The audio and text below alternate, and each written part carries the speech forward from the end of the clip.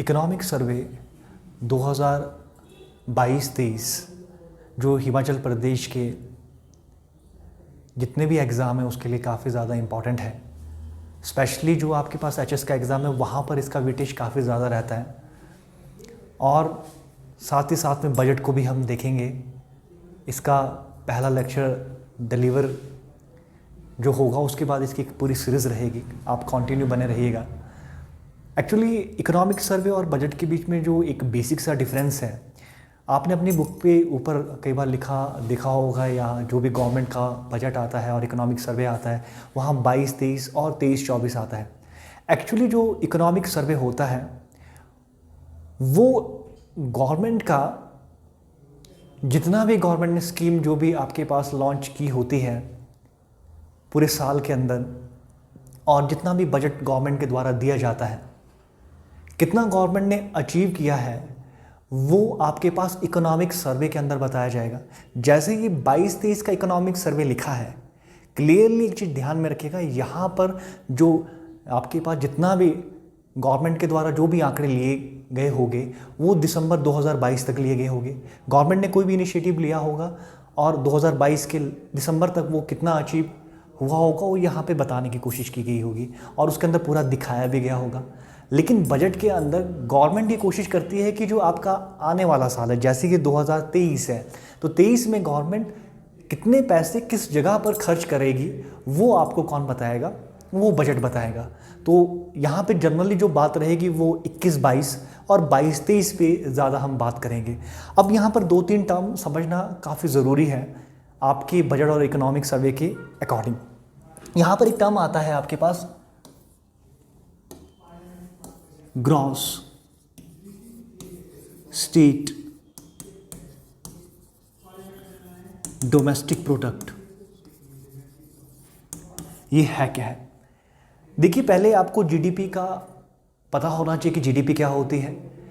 GDP का मतलब है कि किसी एक रीजन के अंदर, किसी एक टेरिटरी के अंदर और पर्टिकुलर टाइम के अंदर जितने भी वैल्यूएबल गुड्स या कोई भी गुड्स आपके पास और सर्विसेज प्रोड्यूस की गई है उसे हम जीडीपी में अंदर काउंट करेंगे।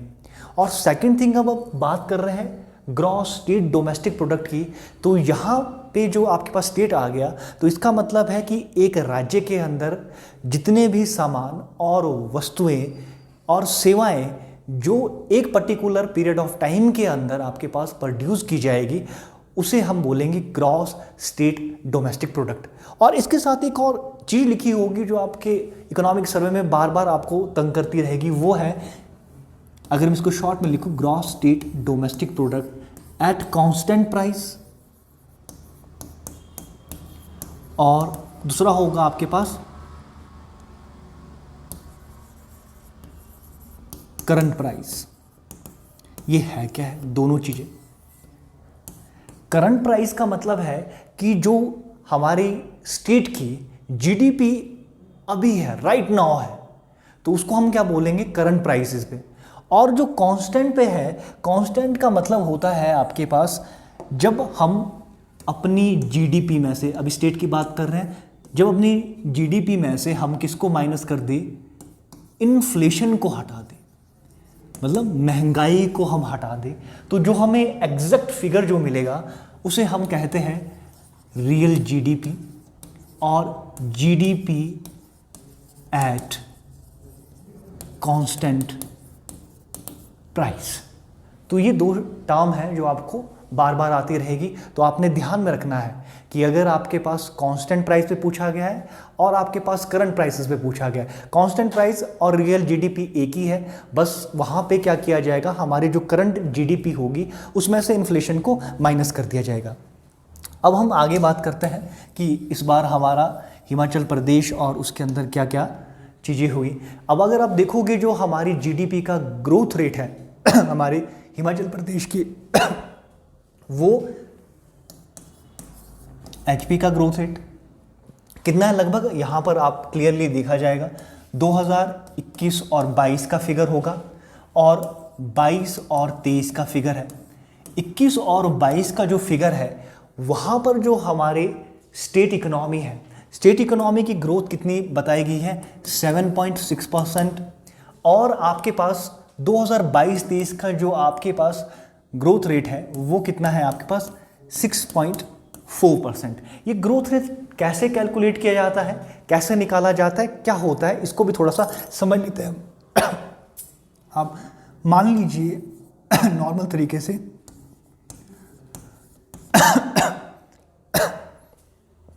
जैसे कि जो जीडीपी है हमारे स्टेट की, अगर हमारे स्टेट में जितनी भी गुड्स और सर्विसेज एक ईयर के अंदर प्रोड्यूस की जाती है, मान लीजिए ये 100 रुपए की प्रोड्यूस की जाएगी।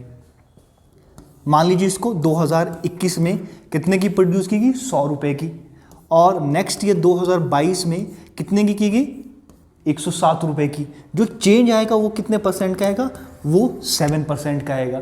तो उसी तरह से ये ग्रोथ रेट भी निकाली जाती है। अब आप ग्रोथ रेट निकालने के लिए सिंपल मैथमेटिक फॉर्मूला यूज़ कर सकते हैं। जब हम अपने ग्रॉस स्टेट डोमेस्टिक प्रोडक्ट को करंट प्राइसेस पे, और दूसरा आप उसके पिछले वाला ईयर, और आप जो अभी करंट वाला है उसको हम देख सकते हैं।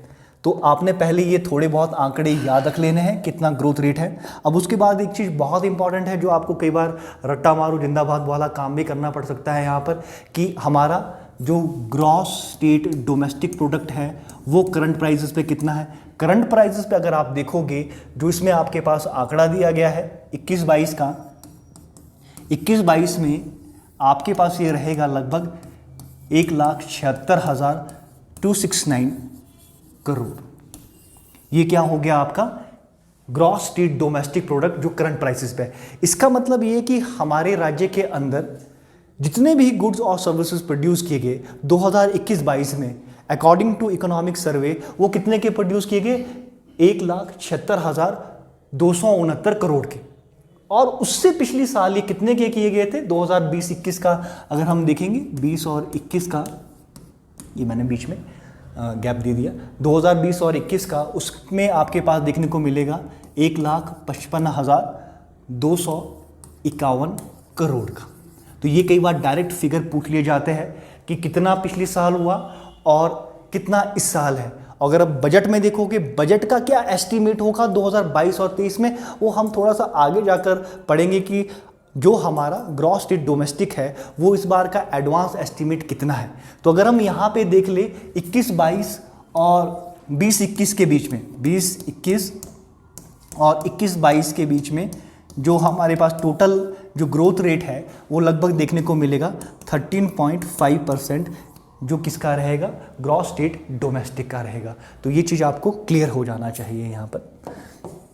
अब इसके बाद सेकंड थिंग हमने पढ़ी थी कि जो हमारा ग्रॉस स्टेट डोमेस्टिक प्रोडक्ट है, अब कांस्टेंट प्राइस पे, हमेशा कांस्टेंट प्राइस पे ये कम रहेगा, क्योंकि कांस्टेंट प्राइस में से हम होता क्या, कांस्टेंट प्राइस में बेसिकली हम लोग क्या कर देंगे, इन्फ्लेशन को हटा देंगे। जब हमने इन्फ्लेशन को हटा दिया तो हमारा जो कांस्टेंट प्राइस पे जो जीडीपी का और स्टेट जीडीपी का जो फिगर रहेगा, अगर हम नेशनल लेवल की बात भी करते हैं तो इस आंकड़े में क्या आएगी, काफ़ी कमी आ जाएगी। और वो आपको क्लियरली देखने को मिल जाएगा कि हमारे पास कांस्टेंट प्राइस पे 21-22 में जो हमारी जो जीडीपी है वो कितनी रहेगी, 1,26,433 करोड़, और 20 और 21 के अंदर वो कितनी थी 1,17,555 करोड़। तो ये फिगर, ये जो फिगर्स है ये आपको क्या करने पड़ेंगे, जनरली आपको याद रखने पड़ेंगे, क्योंकि पेपर में पूछ लिए जाते हैं कि जो जीडीपी है वो कांस्टेंट प्राइस पे कितना था या आपके पास करंट प्राइसेस पे कितना था, और इसमें आपको ईयर भी याद रखना होगा। अब उसके बाद हम थोड़ा सा आगे चलते हैं और आगे देखने की कोशिश करते हैं।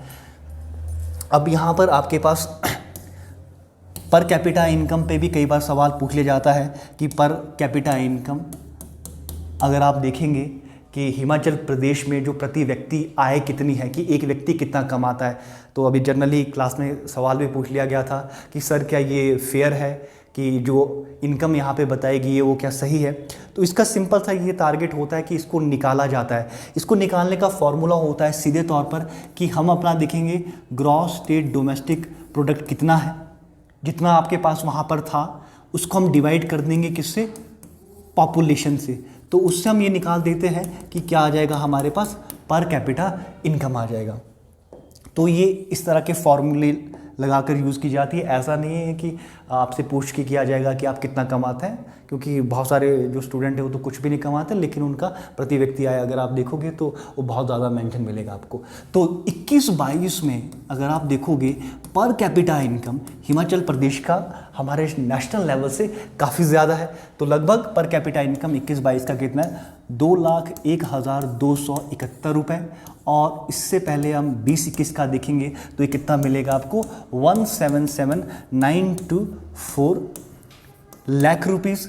और अगर हम 22-23 का देखेंगे तो ये काफ़ी ज़्यादा बढ़ गया है। 22-23 का जो हमारे पास पर कैपिटा इनकम है ये आपके पास ये 2,22,227 आपके पास क्या रहेगा, आपके पास ये जो हमारा पर कैपिटा इनकम है लगभग इतना 2022-23 का है। ये एडवांस एस्टीमेट है, तो ये भी आपने ध्यान में रखना है कि कितना हमारा पर कैपिटा इनकम था पहले, अब कितना है, और एडवांस एस्टीमेट जो बजट में है वो कितना दिया गया है। अब इसके साथ एक और चीज़ आपके पास थोड़ी सी आपके लिए ज़्यादा रट्टे मारने वाली है कि ये पूछ लेते थे कई बार सीधे सीधे, जैसे यहाँ पे आपके पास डायरेक्ट सवाल आ जाएगा कि फूड ग्रेन प्रोडक्शन 21-22 में कितना था, 22-23 में कितना होगा। यहाँ पे रट्टा मारने वाली चीज़ है। देखो बेटा, फूड ग्रेन जो प्रोडक्शन 2020-21 में था वो था 15.21 लाख मीट्रिक टन। किसमें, 2020-21 में फूड ग्रेन। मतलब फूड ग्रेन का मतलब जो खाने वाली चीज़ें हैं, जैसे अनाज जो आपके पास पैदा किया जाता है हिमाचल प्रदेश के अंदर, तो 2020-21 में 15.21 लाख मीट्रिक टन प्रोड्यूस किया गया। 21-22 के अंदर 16.92 आपके पास लाख मीट्रिक टन प्रोड्यूस किया गया। और उसके बाद 22-23 का जो एडवांस एस्टीमेट है वो कितना है, 15.94 लाख मीट्रिक टन। इसका मतलब जो फूड ग्रेन का प्रोडक्शन है वो हमारा 2021-22 से क्या रहने वाला है, कम रहने वाला है, क्योंकि 22-23 का जो हमारा फूड ग्रेन प्रोडक्शन है वो कितना है, 15.94 लाख मीट्रिक टन है। तो उसके बाद अगर अगला देखेंगे हम, फ्रूट प्रोडक्शन कितना है। फ्रूट प्रोडक्शन अगर आप देखोगे 6.24 लाख मीट्रिक टन 2020-21 का है। 21-22 का कितना है, 7.54 लाख मीट्रिक टन रहेगा। और ये आपके पास 22-23 के अंदर जो अगर आप देख ले फ्रूट जो प्रोडक्शन है वो कितना रहेगा आपके पास, 7.93 लाख मीट्रिक टन। तो आप यहाँ से अंदाज़ा लगा सकते हैं कि जो फ्रूट प्रोडक्शन है वो कॉन्स्टेंटली 2021-22-23 में क्या हो रहा है, इंक्रीज हो रहा है। लेकिन अगर आप इसका ट्रेंड देखोगे फूड ग्रेन का, तो क्या हो रहा है आपके पास, पहले इंक्रीज हुआ फिर क्या हो रहा है, डिक्रीज हो रहा है। अगर आप इन दोनों को कंपेयर करोगे कि फूड ग्रेन ज़्यादा होता है या आपके पास फ्रूट्स ज़्यादा प्रोडक्शन होता है, तो ऑब्वियसली क्लियर डिफरेंस है। यहाँ पे दिखाया गया कि हमारे पास जो फूड ग्रेन प्रोडक्शन है वो काफ़ी ज़्यादा है कंपैरेटिवली किसके, आपके पास फ्रूट ग्रेन के। और इसके साथ एक और चीज़ है आपके पास कि जो हमारी इकोनॉमी है, इकोनॉमी में लगभग किसी भी स्टेट की मान ले, इसमें 3 सेक्टर होता है, प्राइमरी, सेकेंडरी को मैं ऐसे लिख रहा हूँ और टर्शियरी को मैं 3 से डिनोट कर रहा हूँ। जो हमारे पास प्राइमरी सेक्टर है, अगर हम देख ले आज़ादी के टाइम की बात कर ले, और आज़ादी के टाइम जब उसके बाद जब इकोनॉमिक सर्वे जब उन्होंने बनाया होगा या आंकड़े लिए होंगे, 1950 और 51 की बात है। 1950 और 51 में प्राइमरी सेक्टर, जो ये प्राइमरी सेक्टर है इसके अंदर जो चीज़ें आती है वो आती है, जैसे आपके पास क्या हो गया, एग्रीकल्चर हो गया, लाइव स्टॉक्स हो गए, और आपके पास फिशरीज़ होगी, बहुत सारी ऐसी चीज़ें जो आपके पास प्राइमरी सेक्टर के अंदर आती है। प्राइमरी सेक्टर के अंदर एक बहुत इंपॉर्टेंट जो आपके पास एक मिनी सेक्टर मान ली इसका, एग्रीकल्चर। एग्रीकल्चर काफ़ी ज़्यादा इंपॉर्टेंट रोल प्ले करता है हिमाचल प्रदेश की इकोनॉमी में भी, और हमारे एक तरह से लगभग मान के चले कि नेशन की इकोनॉमी के अंदर भी।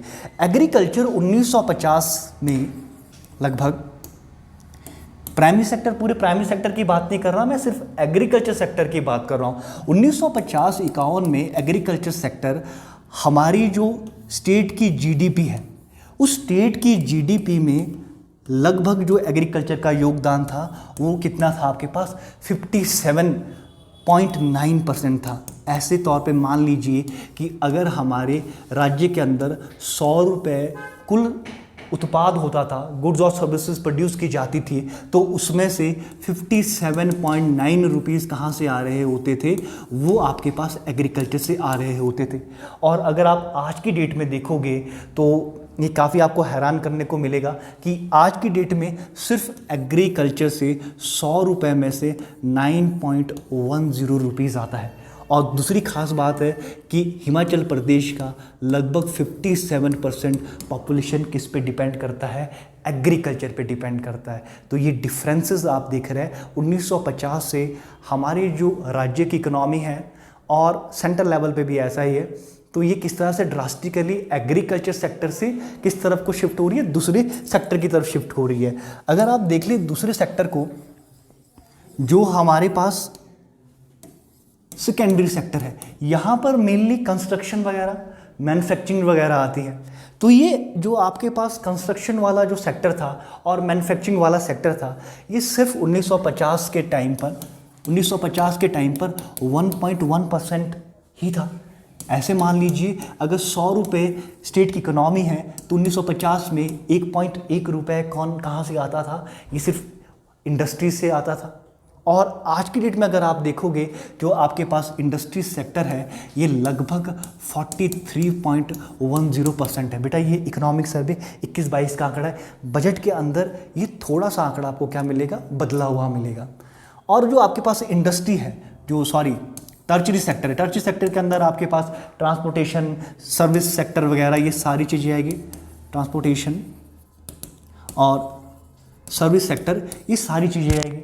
तो ये उस समय 1950 के टाइम में 5.9% था, जो आज बढ़कर आपके पास 43.50 से भी ज़्यादा हो गया है। ऐसे मान के चले कि लगभग 44% के आसपास जो हमारा सर्विस सेक्टर है। तो ये आपके पास ह्यूज एक तरह से क्या है, बदलाव आया है किसके अंदर, हमारे स्टेट की इकोनॉमी के अंदर।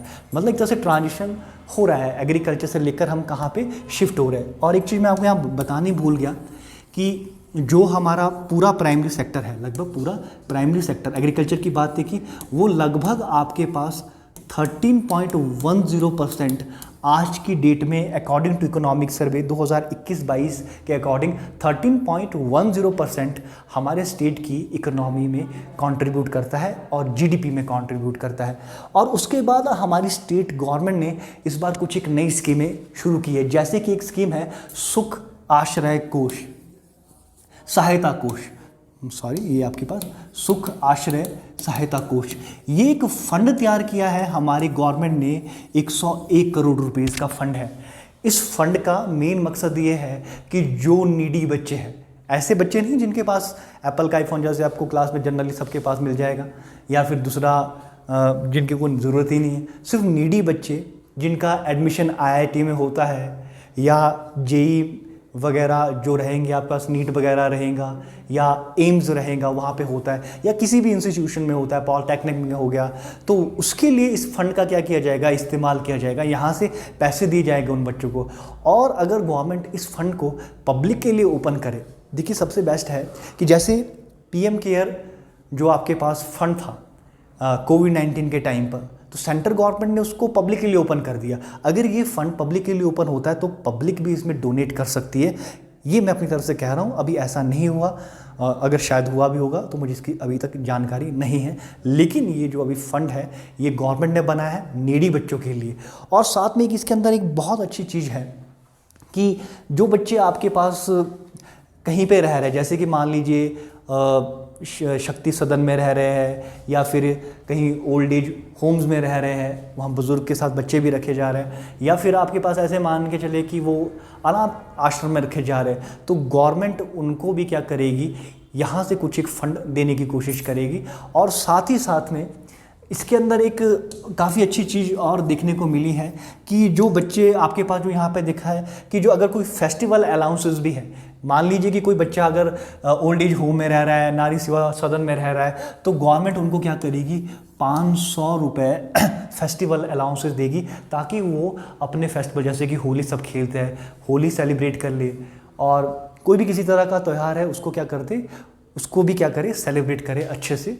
तो ये इसके अंदर एक चीज़ है। और इसके अंदर एक और चीज़ है कि पॉकेट मनी, जो आपको पॉकेट मनी मिलती है घर से, जनरली हमारे टाइम में तो ऐसा कोई पॉकेट मनी वाला कॉन्सेप्ट होता नहीं था, लेकिन इसके अंदर ये कोशिश की गई है कि जो बच्चे इस तरह के नीडी बच्चे हैं और इंस्टीट्यूशन में हैं, तो गवर्नमेंट उनको एज अ मतलब गार्जियन की तरह क्या करेगी, हेल्प करेगी, और उनको पॉकेट मनी भी इसके अंदर क्या की जाएगी, प्रोवाइड की जाएगी। तो ये आपका आज का लेक्चर अभी यहीं ख़त्म होगा। उसके बाद हम कोशिश करेंगे जो सेकंड है वहाँ सेक्टर वाइज हम पूरे डिटेल में इकोनॉमिक सर्वे